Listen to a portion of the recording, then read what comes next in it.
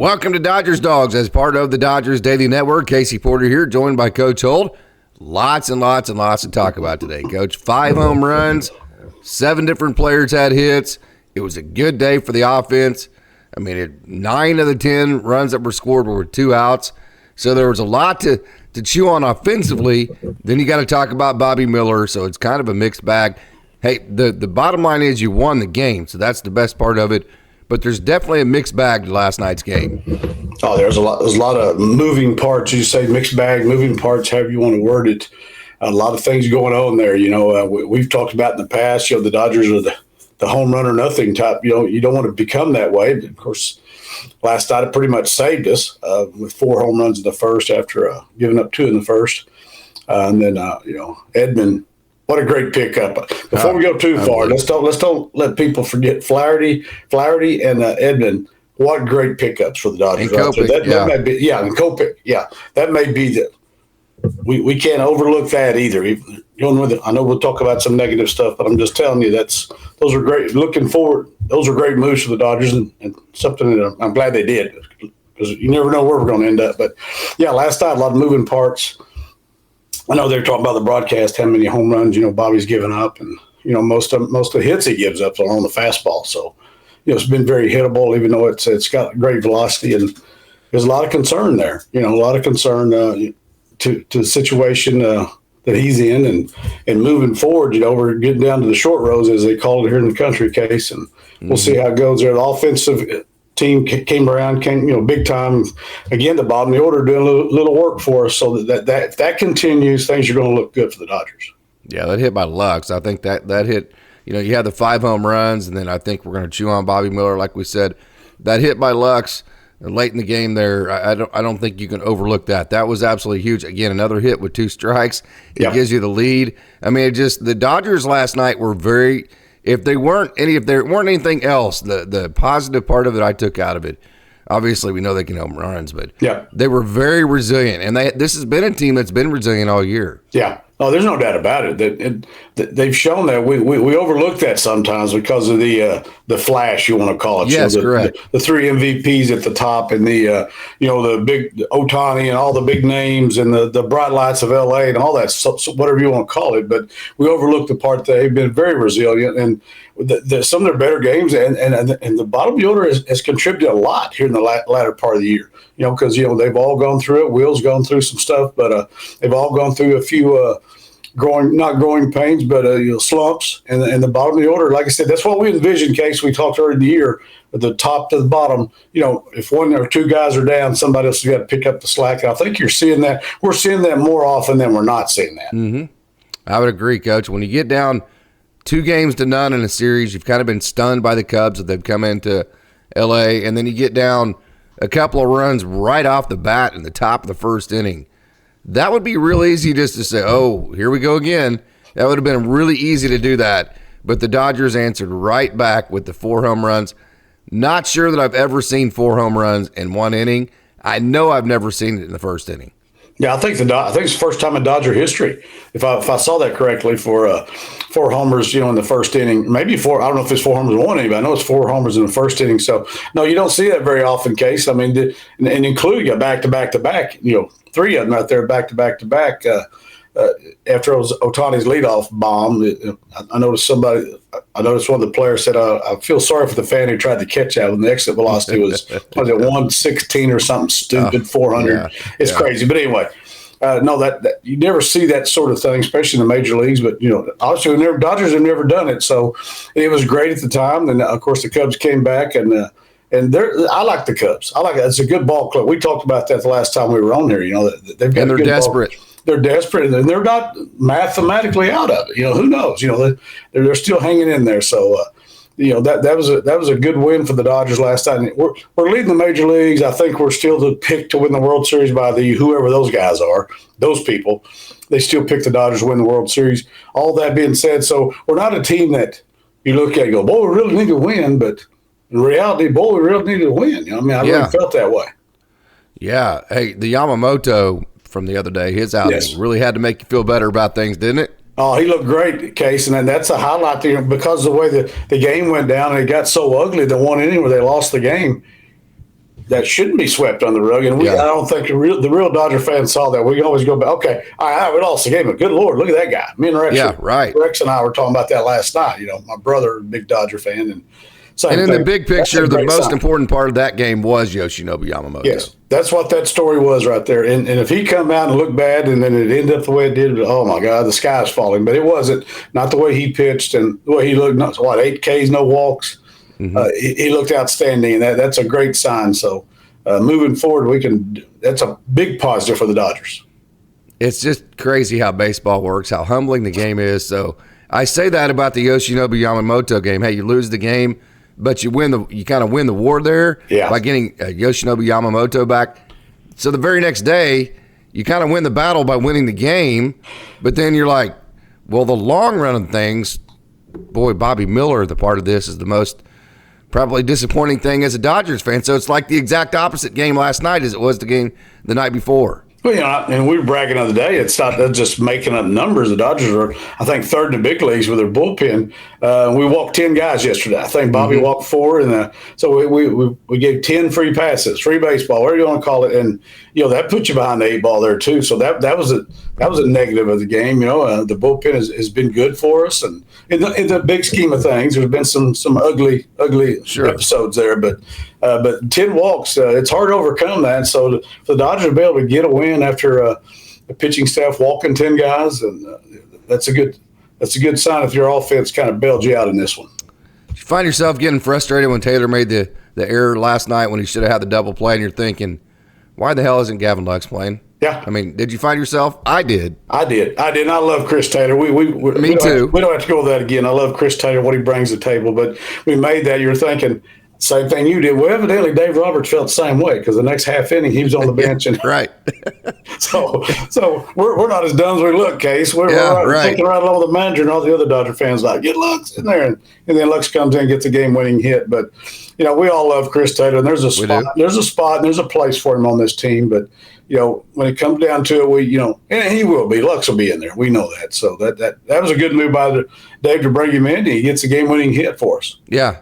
It was, but at the time, I'm just telling you, there's certain things that you love all these guys. We love, Coach Barracosta says it all the time, they put on the Dodger blue, we love them, Coach. Yep. And we're going to support them to the nth degree, but there are some times to where just as a fan, when something happens, it just pisses you off worse than other times. And that was that, like, especially after the 3 errors the night before. Yeah. And I'm thinking, guys, I don't want to go to Philadelphia and play because they have home field advantage because we didn't have our best lineup out there. Yeah. That kind of stuff. I mean, all of that struck me all at once. Well, like I said, talking about Chris, how we love him. Previous to that, he makes a great play out in short right field. He's playing close to the bag, and his speed and athleticism, he gets to a ball. And I think you mentioned, I don't know that this would have happened, but I mean, it would have been a grand slam for Bellinger instead of a 3-run shot in that case. But I don't know if you know how that works. That doesn't necessarily always work that way. But he makes a great play on that to get an out when he's shading his second base, and then turns around. Like I said, that's it in a nutshell right there. You love him, the effort, the attitude, the athleticism. Go make that play, and then get Lux in there. Yeah. So we're on the same page, and we love those guys, man. We love our Dodgers. No doubt. My frustration was not towards him. No. Hey, errors happen. This is a very hard game. You've seen it plenty of times, me make errors. Yeah. Right? I mean, it absolutely happens. So, I mean, I wasn't mad at frustrated. I was frustrated more just the guys get a sense of urgency here. Put in the lineup that shows the urgency that the situation dictates. Right now, let's quit playing to the big picture. Let's quit being too comfortable. And like you said, Dave Roberts responded to that. So when you look at the overall scope of how all that worked, I think you have to look at that going, hey, Dave did respond. He managed with a sense of urgency, and that's what we've been asking out of him for a while now. Again, it goes back to the same thing. This is a team picked to win the World Series, and arguably the best team in the major leagues. It's not we need to win a game, but Dave felt the same way. We need to win this game. We need to win a game. It's one of 162. Use all the cliches you want. We needed to win a game, and he went and did what he had to do there and made the move and ended up, as we know, Case, all the moves me and you have made as managers and they're blown up in your face.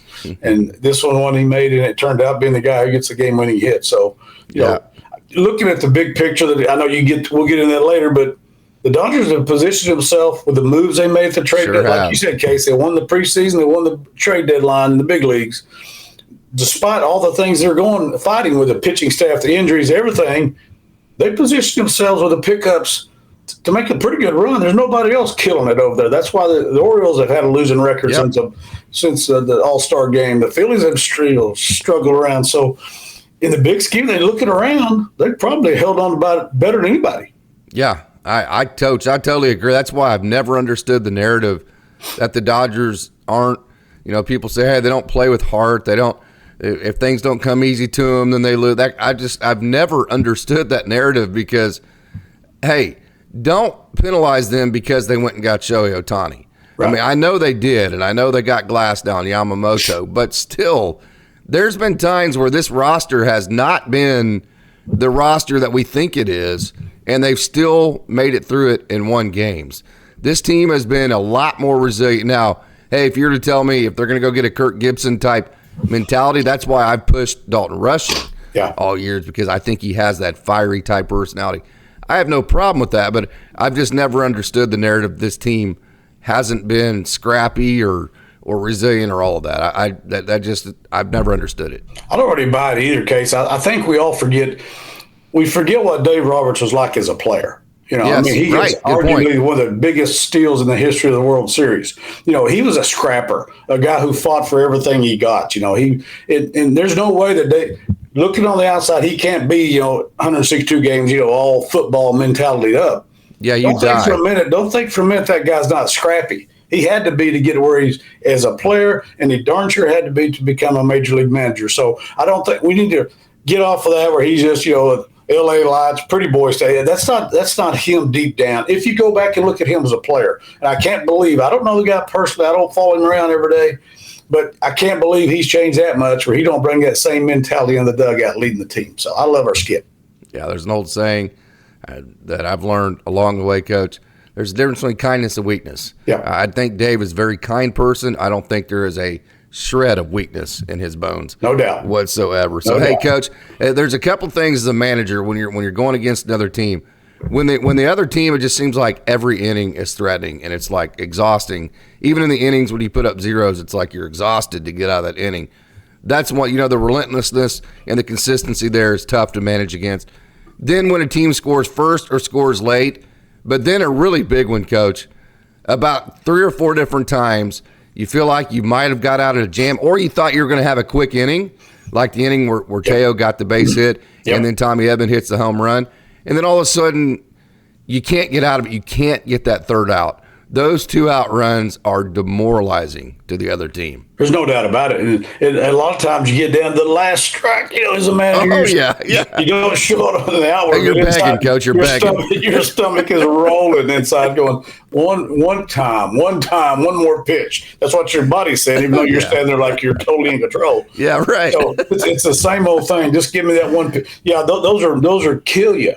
Because you always look at it, hey, we're one pitch away, The Texas Rangers would have 2 World Series championships. They were one pitch away in Game 6, on several occasions. So, that's something that haunts them forever. I mean, in the big, if you're totally directly involved in it, I'm sure the Rangers in 2011 still live that every day. Like I talked to Gary Ward about a heartbreak with OSU in 1990. He says, I still can't get over it. I have not gotten over that one. Me neither. And he's 83 years old and has managed 1 million games and highly successful. And some things they just stick with you. You never get out of the system. But that's just the way the game is. Absolutely. Have you ever seen? We talk about you see something new every day at the ballpark. First of all, have you ever seen 4 home runs in the first inning? And then have you ever seen a team score 10 runs and 9 of them were 2 outs? I'm not sure I've ever seen that in my life, Coach. Not very often, but it goes back to what you're saying. Don't think his teammate's crappy. Yeah, right. Look at both sides. Look at 2-out runs. There's the pressure's on you. I mean, hey, oh man, this inning looked good, but now we got 2 outs. Well, they still got to get 3. Everybody still gets 3, and that's demoralizing not only for the other team, but that's all you need to know about this ball club. I mean, like I said, it's the Gavin Luxes, the Tommy Edmonds, just out of Shohei doing everything, and Freddie and Mookie. We didn't even mention Mookie tonight. I mean, that's one of the greatest players ever. So that's a great thing. But to score 9 runs out of 10 with 2 outs, that speaks volumes of this ball club. Yeah, anytime a pitcher gives up a run, there's probably an expletive coming out of their mouth about the guy who just got the hit. But when it's 2 strikes, it seems like there's an adjective in front of that expletive too, because that is just so frustrating as a pitcher. Yep. Okay, Bobby Miller, let's dive into that. Okay, I mean, we got to have the tough conversation. This wouldn't be a proper show about last night's game if you didn't cover Bobby Miller. First of all, I'm going to say this. Way too many non-competitive pitches, way too much free baseball. We've talked about this before. And because of that, he's not consistently ahead in the count. He's not consistently in places to where he can pitch to safety. He's just trying to get the ball in the strike zone. That leads to home runs. So, I mean, just right now, Coach, whether it be results, which aren't good, or the process that's got him to the results, there is nothing right now about Bobby Miller that was squared away. Well, I think you used the word sequencing. Last time we talked about a pitcher and, feel. What are all the words we want to use as managers and fans of consistency, feel, sequencing, however you want to word it. It's just no rhythm. That's another one. Rhythm, yes. Where you can pitch and knowing you just set up another pitch. Like I said, you just don't ever get that feeling with him. I think on the 3-run homer, again, I think he wanted to throw the fastball. I think Smith was wanting to get something, was calling for a curveball. I don't know their signals, but that's kind of what I was gathering. Yeah, it looked like he shook him off. Yes, he shook him off through the fastball because I know Bobby looked in there after the home run, looked at Will, did this. I hate that for him. I hate it for our team because it's a 3-run bomb, but it looked like a missile going on. But he shook him off, went with a fastball, and we're all pulling for him. I find myself leaning out of the chair like watching an OSU wrestling match, when you're trying to get a guy to turn. So I find myself leaning out of the chair watching Bobby pitch because I want him to do well so bad. Just, oh man, you feel yourself there. But like I said, Case, how long are we going to, you know what I'm saying? Ooh. This is professional, big time Major League Baseball. You know what I'm saying? And Dave's got him and Mark Pryor have tough decisions to make, and it doesn't look good for the postseason for him right now. But you never know. Baseball is so strange. He could suck all year, and we bring him in a tough situation in playoffs. Here's wishful thinking, and he comes in and deals. That's you're saying that's old Coach Holt here trying to be positive with it. But the reality is, right now, it doesn't look like a guy that that it's really going to be a big factor when it comes postseason time. But it could change. It's going to have to change in a hurry. Well, I mean, he has 1, maybe 2 starts left, right? Yep. And so even if he has a good start, I mean, it would be, it would make sense to say, okay, he had 1 good start versus 4 or 5 bad starts. Right. So which one is the Bobby Miller right now? The 1 good day or the consistency of not being real good? So, I mean, it's a tough decision to make. Yep. Obviously, I don't want to make any statements as to what I think the Dodgers will do. I think because I'm always wrong. I mean, the Dodgers always make the right decision, but it's never predictable, and they're very secret with what they do. But I think Dodgers fans can see with their own eyes, and here's what I'll say about that. I've said this many different times. Just go look at the guys they trade. Now, I post about some of the bullpen arms like Gus Farland and Ricky Vanasco and Brian Hudson and those guys who do very well because I root for those guys and I follow them even after they're not Dodgers. I don't do that to say the Dodgers made the wrong decision with them. I just do it to celebrate their success because the Dodgers have had a roster crunch unseen by any other club in Major League Baseball, and they've had to get rid of some really good players. Yep. So that's not why I do that. It's to highlight that aspect of it. But so the reason why I say that is they make the right decision almost every single time. So the comment I'll make about Bobby Miller is wherever the organization goes with him, I think Dodgers fans should relax and totally trust them on what decision they make. No, I agree because we always talk about sample size, Case. Even if say he comes down to his last start of the regular season and it's outstanding, you made a good point. Yeah. Of course, there's 2 ways of looking at it. What have you done for me lately? We know what baseball's all about. But on the other hand, they're going to have to make their decision based off a sample size of everything. I would. Yeah. Well, the ERA is over 8 now. I mean, it's not going to drop much lower than that. He's got ERA over 8 as we speak. So, they're going to base their decision based off of their sample size, whatever size it is. I know he's been out for a while, but what they've seen in all these starts, they're making a decision based off that. And I totally trust the guys.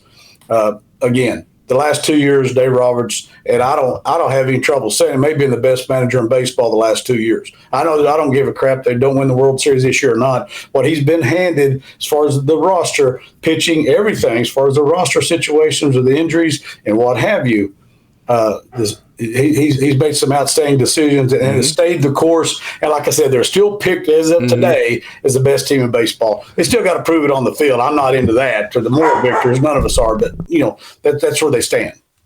Yeah, I think, having said that about Bobby Miller, because he doesn't really have the track record, on the opposite side of that, I think if Walker Buehler has a good start or two to end the season, I think you look at those starts versus looking at the body of work moving up to that because of his track record and because of coming off of injury and things of that nature. So it's just interesting how, in my opinion, each different decision is so different.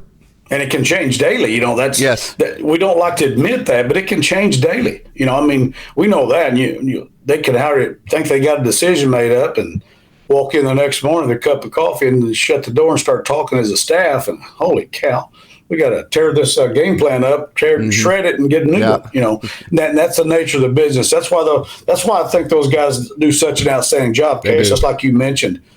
I mean, the things they deal with on a daily basis, from the top of the organization on down, it's amazing. And I totally trust them. I want to win the World Series, and it's World Series or bust with me, like it is most Dodger fans, because I'm a fan. Like it is for Dave. Dave said that. Yes, it's World Series or bust. You don't go all in, spend the kind of money they spent all in. They're totally all in. You don't win it. It's World Series or bust. That's the way it is, and we wouldn't have it any other way. I had all this neat stuff about analyzing Bobby Miller's start last night and kind of breaking it down, and I was like, to hell with it. It's as simple as the results weren't there. Yeah. I could go through all that geeky stuff. Right. None of it matters. The only analysis you need of Bobby Miller right now is he's just not where he needs to be. Yeah, and like you said, Kes, I think you said it best. A lot of hittable pitches. Yes. And the other side of it, the Cubs got a good lineup. They do. They got a good offensive lineup, and but man, when you're bouncing stuff, yes, and I mean, pitches aren't close, and your misses aren't misses to where the hitters even thinking about swinging at it, and. That's the thing about Yamamoto. He got so much chase because he was in the zone with his other two pitches so much. It's the exact opposite with Miller. And here I'm kind of getting geeky again, but that's the rhythm we talked about. You're getting geeky, but it's the same thing I'm saying. It's a rhythm. You don't ever feel like he's getting it to where he can.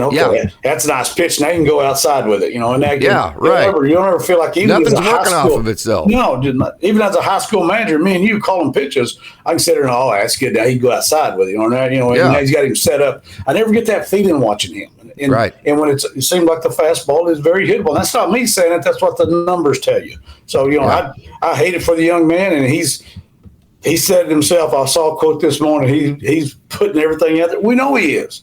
He's not trying to give up home runs. It just happens to him every game. So, he's all in and doing the best he can. Yes. I love the dude and hope it works out for Absolutely. him. But, we're getting down the short roads where he may not be a factor come postseason. Again, that's not my decision. I hope he's there and we win it all. But, that'd be somebody else's decision, not mine. Bottom line is, hey, we're Dodgers fans. We all want to win a World Series. This is not the try-hard league. No.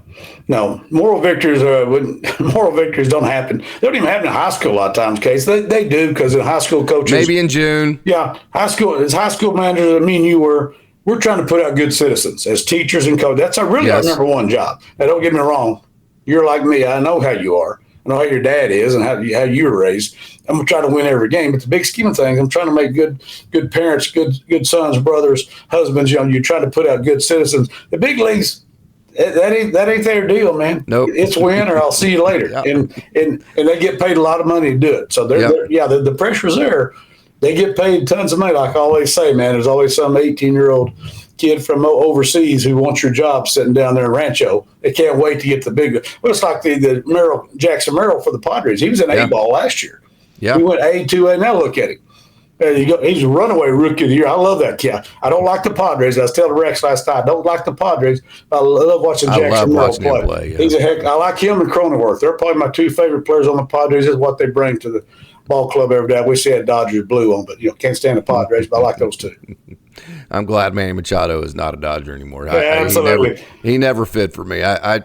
You can tell people, you can ask people that were around me at the time. I complained about him being in the Dodgers lineup, even when he was with the Dodgers. That's great. He's a great player. He just didn't fit what a Dodger is, in my opinion. And there's a lot of things that go into that. I probably could even explain it, and I'm probably wrong. It's just a feeling that I get when I see him. But it is what it is. Hey, Coach, this has been a really fun show. We've kind of gone in a bunch of different ways here. Yes, we are all diehard LA fans. We're on the same boat. Final thoughts. Hey, look at that. Honor of you and me, and we know what the Field of Dreams means to us personally, but James Earl Jones passing away, I still get chills thinking about his speech in Field of Dreams, so I'm getting teared up thinking about it. But I'll go back to the Dodgers right now. Like I said, they're heading the right direction. It's never pretty, but it shouldn't be. It's not going to be. It's baseball. It's not. We don't want it pretty every day, because then I'm going to think, oh, this is going to go to hell sometime. It can't stay this way. It don't need to be pretty. You need to win ugly, and you got to win any way you can. You're such a baseball coach. And the Dodgers are scratch. Waiting for everything to unravel at all moments. There it is, Case. Field of Dreams, baby. I'm just always thinking the negative. When's it going to? Oh, here we go again. Yeah. Here's Tony Hope, 34 years. Oh, hell, here we go again, Case. Looks like we never practiced butt coverage. Yeah, I know. Yeah. No, I love where the Dodgers are, and I take the good with the bad, and I love the guys leading our organization and our major league team, and love them players, man. I love you, Casey Porter, and hope you have a great day at Guthrie High. All right, Coach. You know I love you too, and it's a great day to be a Dodger. Yes, sir.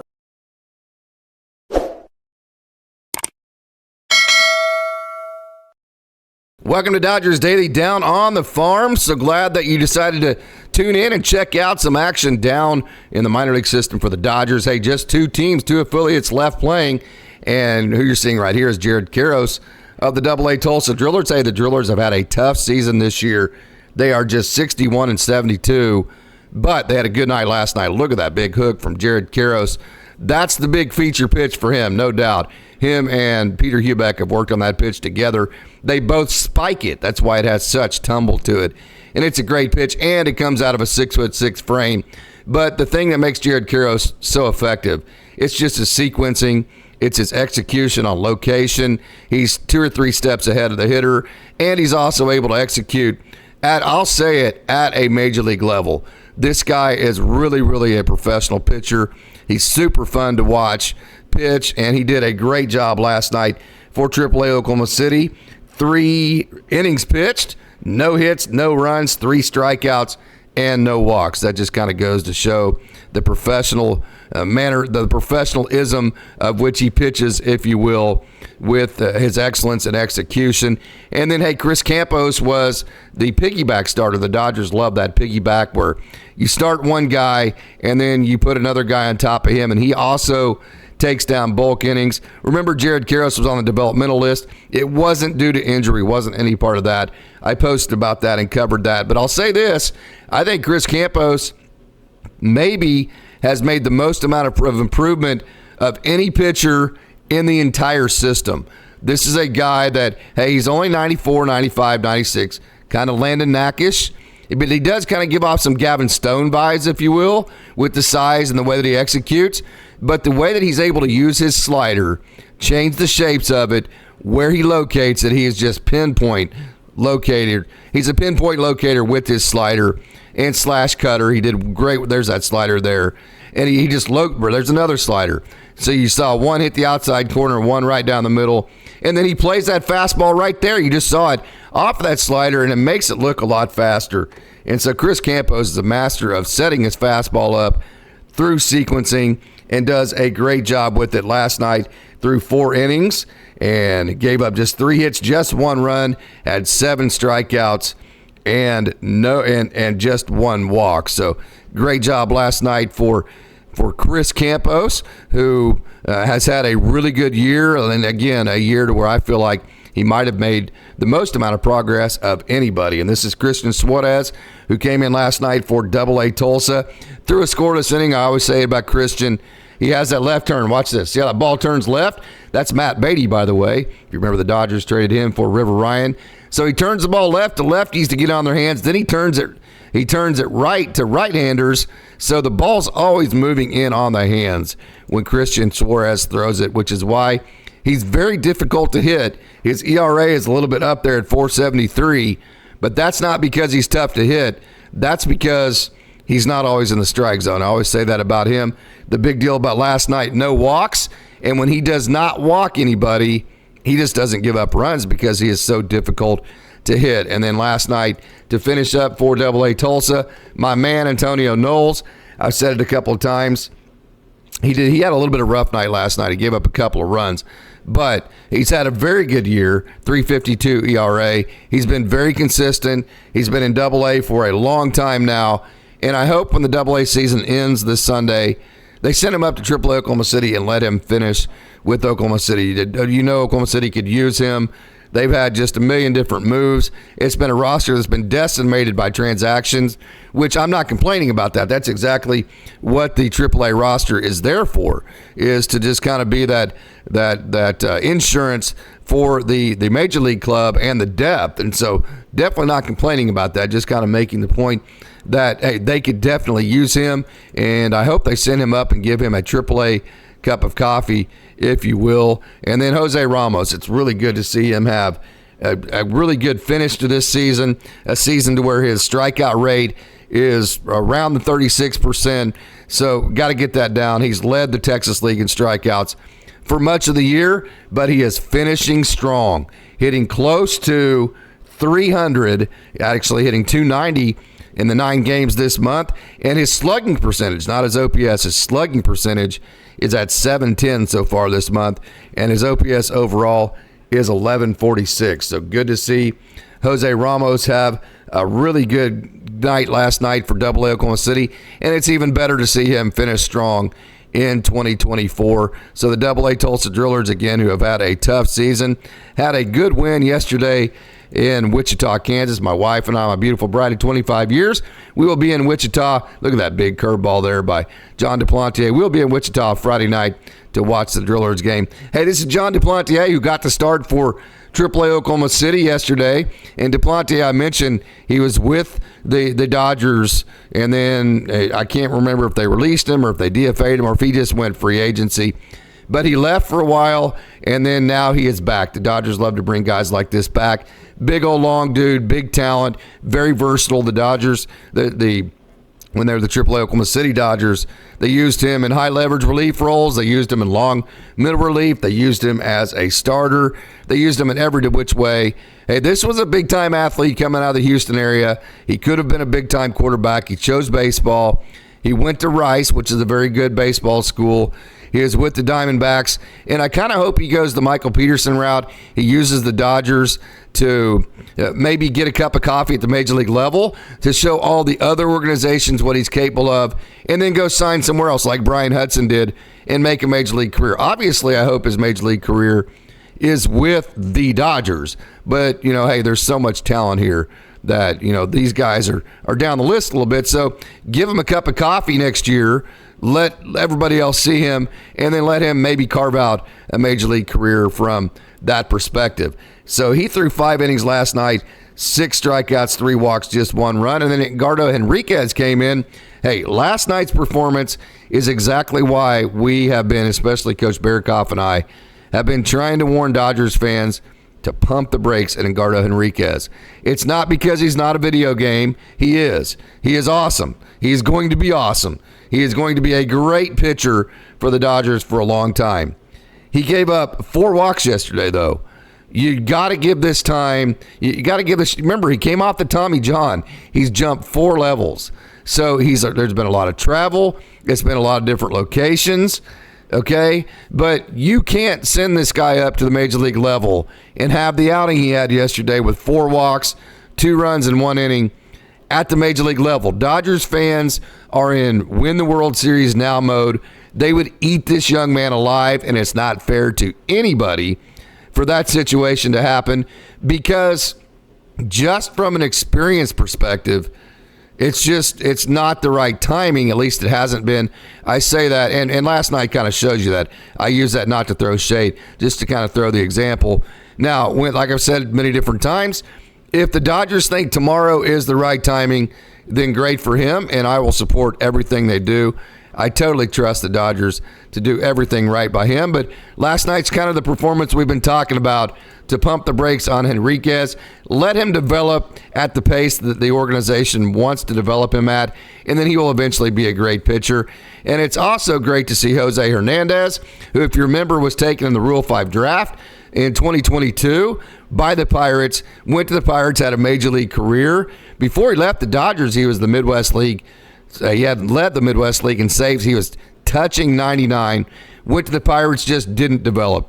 Hoese Hernandez and the Pirates developmental system just didn't mesh very well. So he got DFA'd. The Dodgers picked him back up. They sent him to the complex. They worked with him, and here he is again. So good to see Hoese Hernandez back in Dodgers blue and doing very well. And then last night in a very close game, 7-6, it was great to see John Rooney have a really good outing and finish the door with one inning. I've talked about a couple times him and Alec Gamboa. Of course, on the Major League roster, you only have one lefty now that Anthony Bonda hurt his hand.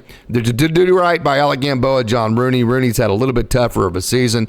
4.77 ERA. Gamboa has been simply fantastic, but it was good to see John Rooney shut the door yesterday on the Tacoma Rainiers and have a really good outing. And then on the offensive side, hey, Drew Avens, if you remember, Drew Avens had the walk-off hit to win Tuesday night in the bottom of the 10th. Last night had 2 hits again. It's been a little bit tougher of a year for him, 253 average, OPS 722, fine. If I was a Major League club, I'd put him in left field, center field, wherever. I'd tell him, I don't give a rat's ass about your batting average. I don't care about your OPS. I want you to be the top 10 in the league in runs scored. I think he would do that. He scored 3 runs last night for AAA Oklahoma City from his leadoff spot, and that really, he does so many different things. He's such a diverse offensive player. I think he's diverse enough to be able to do that kind of thing for a AAA club.